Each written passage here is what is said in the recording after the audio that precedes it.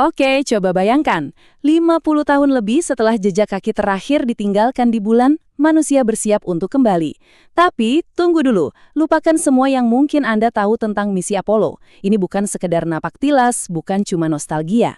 Misi Artemis ini adalah awal dari sebuah era baru, sebuah lompatan besar. Nah, dalam beberapa menit ke depan, kita akan bedah tuntas apa sih yang bikin misi ini begitu beda dan krusial. Bisa Anda rasakan kan? Ketegangannya, antisipasi luar biasa saat jutaan komponen bekerja serempak. Semuanya menunggu satu momen itu. Di puncak roket paling kuat yang pernah dibuat NASA, para astronot bersiap. Siap untuk mencetak sejarah baru. Dan meluncur! Momen inilah yang jadi penanda dimulainya perjalanan besar umat manusia berikutnya. Sekarang, kendali ada di tangan Houston, dan sebuah perjalanan epik mengelilingi bulan baru saja dimulai. Ini bukan fiksi ilmiah lagi, teman-teman. Ini beneran terjadi di depan mata kita. Yap, Anda tidak salah dengar. Sudah lebih dari setengah abad sejak manusia terakhir kali berjalan di permukaan bulan. Setelah era Apollo selesai di tahun 1972, fokus kita seolah beralih lebih banyak ke robot dan wahana tanpa awak. Jadi, pertanyaannya, apa yang berubah? Kenapa sekarang kita harus kembali lagi? Nah, ini dia pertanyaan utamanya. Pasti banyak yang mikir, kan kita udah pernah ke sana, udah pasang bendera, terus ngapain lagi? Jawabannya, ternyata jauh lebih dalam dan jauh lebih menarik dari yang kita bayangkan. Ini bukan lagi soal mengulang sejarah, tapi soal membangun masa depan. Oke, untuk memahami mengapa sekarang, kita harus lihat perbedaannya. Biar gampang, bayangkan begini. Apollo itu lari sprint, cepat, fokus ke garis finish. Nah, kalau Artemis, ini lari maraton. Butuh strategi, daya tahan, dan tujuannya jauh lebih panjang. Dan inilah perbedaan kuncinya. Misi Apollo itu, ya intinya soal perang dingin. Perlombaan gengsi untuk membuktikan siapa yang paling hebat. Tujuannya simpel, sampai di sana duluan, tancapkan bendera, pulang. Artemis, oh ini beda banget. Visinya jangka panjang. Tujuannya bukan cuma buat mampir, tapi buat membangun pijakan, belajar untuk hidup di dunia lain. Kenapa? Karena tujuan akhirnya lebih besar lagi, Mars. Dan data ini menunjukkan segalanya soal perbedaan prioritas. Lihat deh bedanya. Di zaman Apollo, Amerika Serikat itu benar-benar jor-joran. Sampai 4% dari seluruh anggaran federal digelontorkan untuk NASA. Bayangin, hari ini angkanya cuma sekitar 0,4%. Ini artinya Artemis harus jauh lebih pintar, lebih efisien, dan lebih kolaboratif untuk bisa mencapai tujuannya yang super ambisius itu. Jadi, kalau kita bedah DNA-nya program Artemis, ini intinya. Ini bukan cuma satu misi tunggal. Ini adalah sebuah cetak biru raksasa untuk eksplorasi berkelanjutan. Setiap luncuran, setiap pendaratan, itu seperti satu bata yang disusun satu persatu untuk membangun fondasi agar kita bisa tinggal dan bekerja di luar angkasa untuk waktu yang sangat lama. Oke, rencananya keren, tapi gimana cara mewujudkan visi sebesar ini? Tentu nggak bisa sekali jadi. Semuanya udah dibagi dalam beberapa tahapan yang sangat strategis. Yuk kita lihat peta jalannya. Jadi rencananya itu bertahap. Pertama, Artemis I itu uji terbang tanpa awak yang udah sukses di tahun 2022. Lanjut, Artemis II ini yang akan mengirim kru untuk keliling bulan dulu buat mastiin semuanya aman dan berfungsi. Nah, baru setelah itu, momen bersejarahnya, Artemis III yang akan mendaratkan manusia kembali ke permukaan bulan.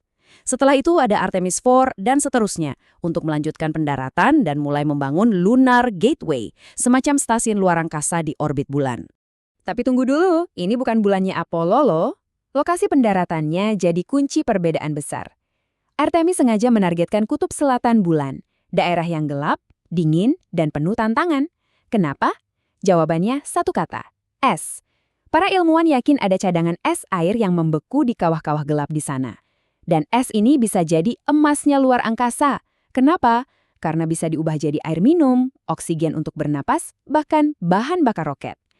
Inilah kuncinya untuk bisa tinggal di sana, bukan cuma mampir sebentar. Misi sehebat ini jelas butuh dua hal kan? Teknologi super canggih, dan tentu saja manusia-manusia yang juga super hebat. Yuk kita kenalan sama kru Artemis II dan kendaraan super canggih yang akan membawa mereka ke sana. Pertama, di kursi komandan, ada Reed Wiseman. Dia ini veteran Angkatan Laut AS dengan pengalaman yang gak main-main. Sudah 167 hari di luar angkasa. Dialah yang akan memegang komando dalam perjalanan bersejarah ini. Lalu, pilotnya adalah Victor Glover. Dia bukan cuma pilot uji yang andal, tapi dia juga akan mencetak sejarah. Victor Glover akan menjadi orang Afrika Amerika pertama yang terbang dalam misi ke bulan. Keren banget!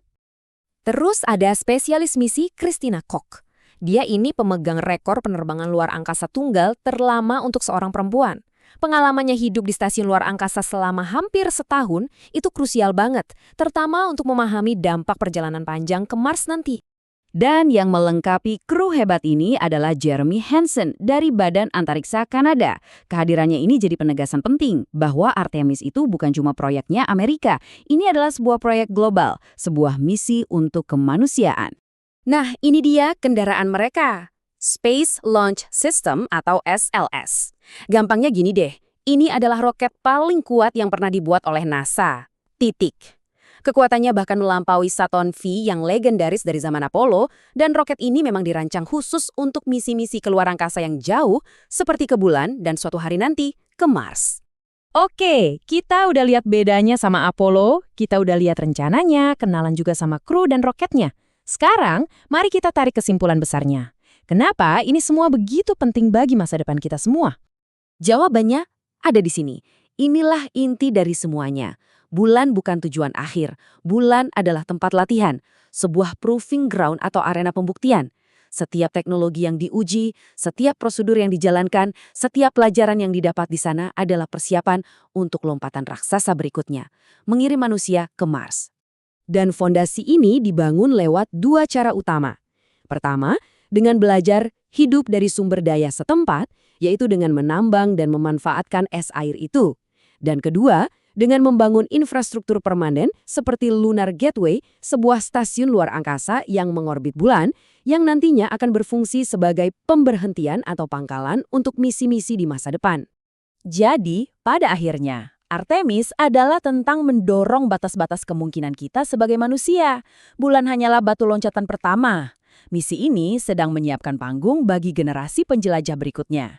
Jadi pertanyaannya sekarang bukan lagi, apakah kita akan pergi lebih jauh, tapi di pantai kosmik mana lagi kita akan berlabuh selanjutnya?